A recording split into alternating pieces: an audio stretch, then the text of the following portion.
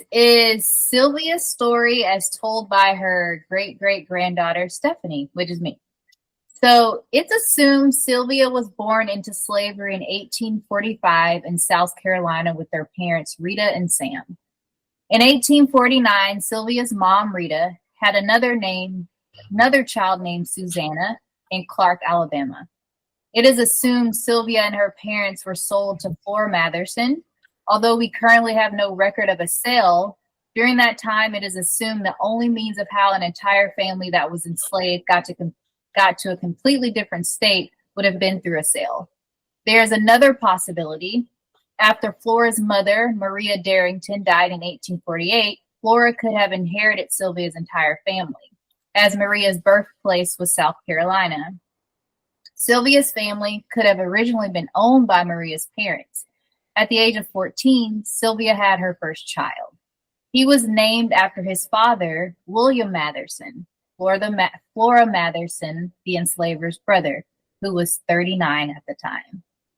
On the 1860 slave schedule, Sylvia and her child, Sam, are listed as unknown, free or enslaved, slave, ages 14 and 1. Race, Sylvia Black, Sam mulatto. On Sam's death certificate, he lists Bill, a.k.a. William, as the father. 3 points of confirmation: his name, slave schedule, and death certificate. Long gone, Sam and Sylvia, unable to tell their tales themselves.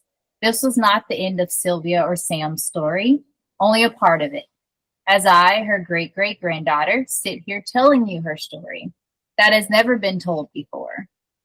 I tell Sylvia's story and remember her, so that this never happens to another human being again. She was a human after all, flesh and blood. I carry her blood in me, her flesh on me, her story in my veins, begging to come out of the loudmouth daughter she never knew she had. I proudly carry you on, Sylvia, my dear grandmother of the South.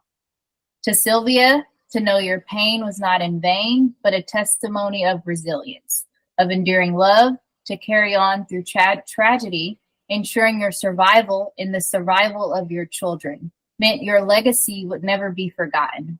And forgotten it will not. As long as there's breath in my lungs, I will tell your story. I will shout it from the rooftops, and I will ensure everyone knows your name, Sylvia, my dear great-great-grandmother, Sylvia. That's my story.